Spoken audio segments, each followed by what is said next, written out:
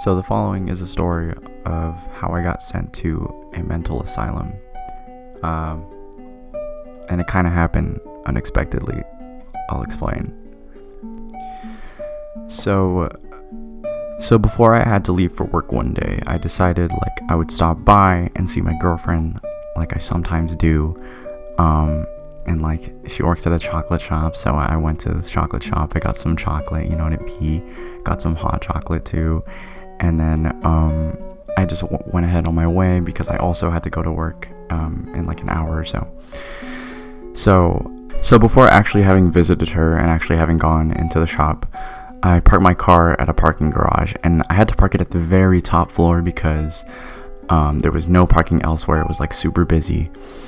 And then on my way back, I was like, oh dang, it's actually a pretty nice view up here. It's actually kind of pretty, right? So I remember thinking damn, how much more would I enjoy this if I was on the ledge of the parking garage, just admiring the view as much as I could. And so I thought about it for a little bit. I was like, maybe not the best idea, but at the end of the day I was like, fuck it, you only live once. So then I decided, okay, I'm gonna just go to the ledge of this parking garage, and I'm just gonna chill there. What I ended up actually doing was I ended up meditating. So I sat on the edge of this ledge, kind of at the corner of the parking garage, and I started just meditating and just experiencing the view, experiencing the breeze. It was a good time, right?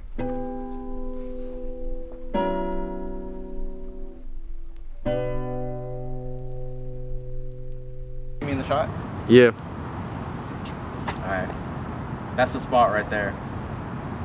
Here, point at it on the camera. No, as in alright, so that's the spot right there. That's the spot I meditated at.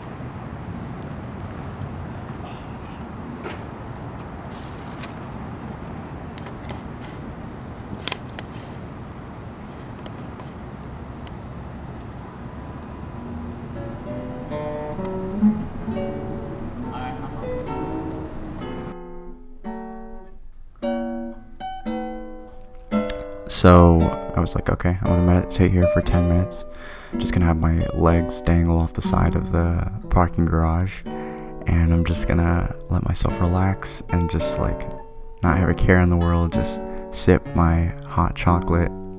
So while I was deep into the meditation, just completely relaxed, I start to hear police sirens very close to me. I just continued meditating. I was just like, alright, this is the point of fucking meditation. You gotta stay in focus. You must become a god.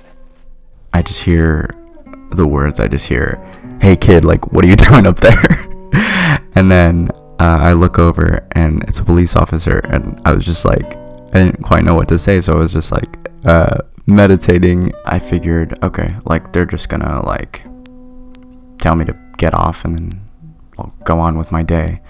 But then they started asking me questions about my mental health, and then they were like, have you had any history of mental health problems? They were like, we got a call from someone expressing a concern that they thought you were gonna jump off the building, or that you were gonna hurt yourself, which is valid. But I tried to reassure them. They were like, yeah, no, sorry, we're gonna have to take you to a mental asylum, is what they told me. At that point I started to kind of freak out a little bit, just because I guess I realized my impulsive decisions actually have consequences sometimes. I was like, well shit, I'm gonna freak out my girlfriend, my parents, and I was like, what am I gonna do about work? I was a little bit stressed out. I asked them if I were to walk away, what could they do about it? I still have free will, right? And they were like, if you try to walk away from us right now, we will restrain you, potentially handcuff you. And I was like, well shit. So I asked them if I could at least finish drinking my hot chocolate. They were like, no, we can't have you finish your hot chocolate. We're just gonna have you walk into the cop car. So that's exactly what I did. And as soon as I got in the cop car, I kind of, not gonna lie, felt like a badass. I was like, damn, dude, I feel like I'm getting arrested, like this is cool. And then I looked at the front of or I was in the back seat, so I was able to like see, like I could read the little description of like what was going on with me, and it was kind of funny. I'll pull it up right now. My dumbass thought that you'd be able to read this, but it was something like reckless, confused little boy tries to jump off. So they took me down in the comp car to the very bottom of the parking garage. I felt pretty fucking stupid, just because there was like a huge ambulance waiting for me, like at the bottom, and it was actually blocking the roads and everything. I thought it was kind of an exaggeration, not gonna lie. And then when I got to the ambulance, they actually strapped me up into like a stretcher kind of situation, and they had me like locked up and stuff. And up until the point that they strapped me down, I was kind of laughing about the whole situation because it was just dumb. I remember actually writing a note while I was in the ambulance because I guess I wanted to document like how I was feeling at the time. So I wrote down, I'm pretty sure I'm not fucking crazy, but all this is making me feel like I somewhat am.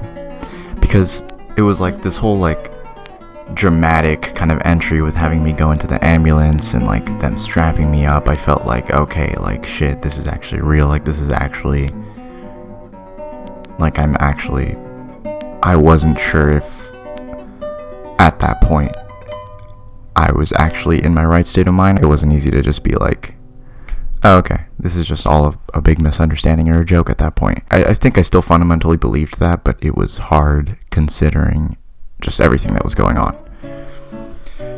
And then while I was in the ambulance, I just texted my girlfriend and I said, hey, so due to a misunderstanding, the cops basically thought I was gonna suicide, so I'm kinda currently being taken to a psychiatric facility.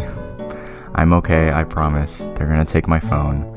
I'm dumb, I love you. She was working at the time, so I didn't get a response from her. So eventually we got to the hospital. I was still strapped up, but they were like rolling me off of the ambulance basically, kind of like approaching this like back entrance to the hospital. And I remember the guy telling me, I'm sorry kid, if this was all a misunderstanding. If it was, you know, you'll be out of here soon. But also keep in mind, no one in the history of Compton has gone to the top of the parking garage and did exactly what you did.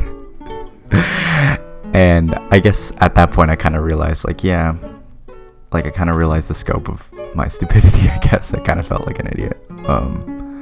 But come on, fuck it, you gotta live a little bit sometimes. So when they were pulling me up by like the back entrance of the hospital or whatever it was, I was put right next to like another 5150 victim. So then I tried to make conversation, but I'm a little bit of an awkward fuck. It was also kind of a weird context to try to have a conversation with someone, but I think we still vibed. It was still chill. Like, here's a little picture we took together, you know, just vibing, getting 5150'd as you do.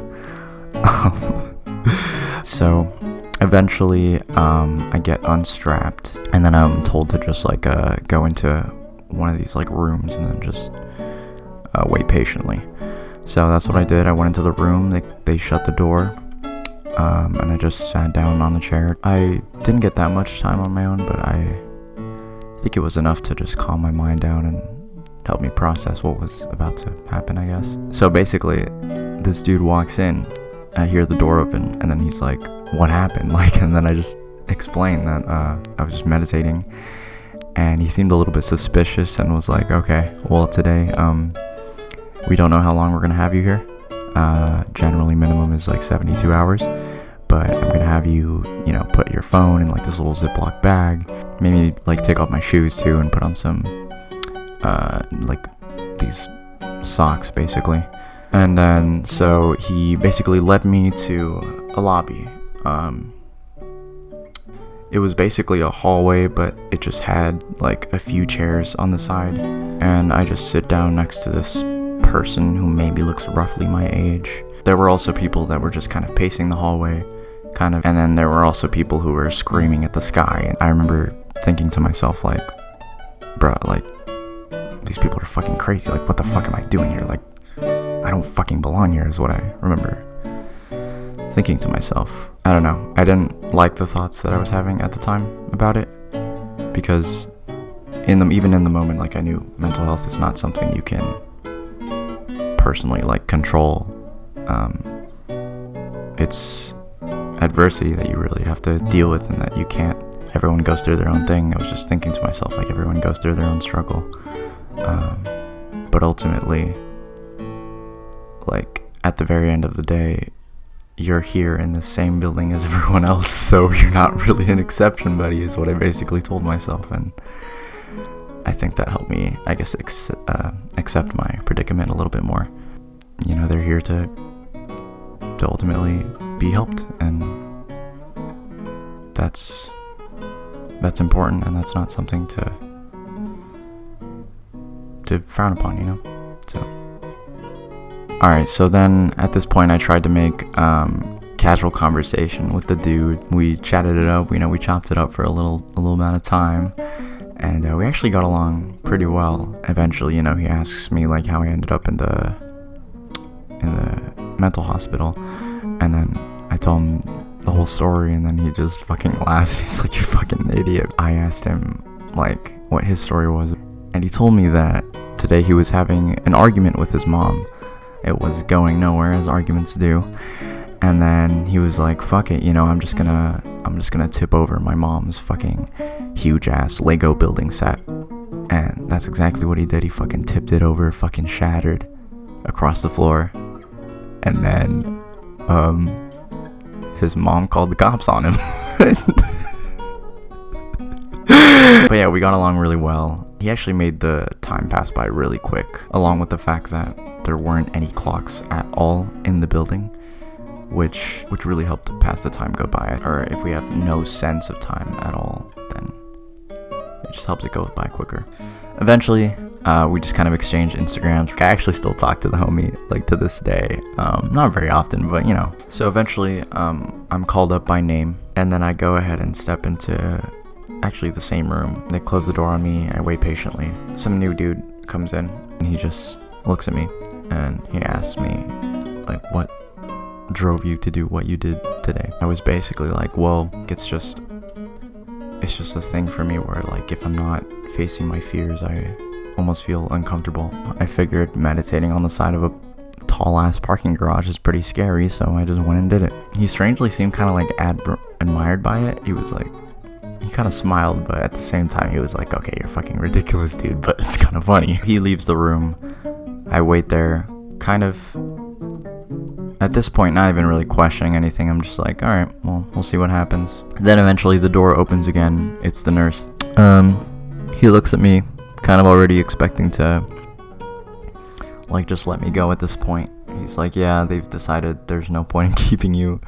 He goes ahead and hands me my stuff, my phone, my clothes, and then he tells me that my mom is actually waiting by the exit. So at this point, my heart kind of dropped a little bit, just because, I don't know, I wasn't sure how my mom was going to react. Hello, Mom! Thank you, Mom! It's fine. Do you want to be in my video? I'm recording right there. Hi! To whom it may concern, this is my pride and joy right here. That is my madre. I love her very much. Anyway, back to the story. Yeah, I didn't get the response that I had all expected. Shaking their heads in disapproval, but just ultimately content that I was okay. And I don't know. I just appreciate my family for that even though I was being really dumb, like, I don't know, at the end of the day, all they really cared about was that I was alright. So, I don't know, just, that meant a lot to me. So, as soon as we reached the car, I pulled out my phone and texted my girlfriend that I'm safe, and explained to her the situation, to which she replied, Jesus Christ, you dumb, I love you. Have the right people in your life. It's a good thing. It's nice to receive love even though when you feel like an idiot. Alright, so I guess I wanted there to be some kind of, like, overarching moral thesis to this whole I mean, I didn't know they were gonna call the goddamn cops on me. Okay, at the end of the day, I guess it was pretty fucking stupid. The moral of the story, don't meditate off parking garages. I ended up going back because my mom ended up driving me back to my own car, and then the hot chocolate was still there.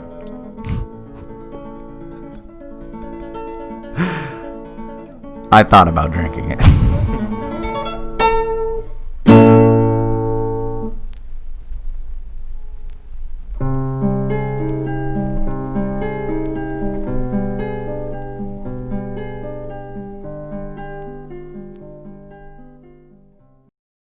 It's been a year since that incident. I just finished editing the video. And yes, I'm in the goddamn hospital again. Please subscribe.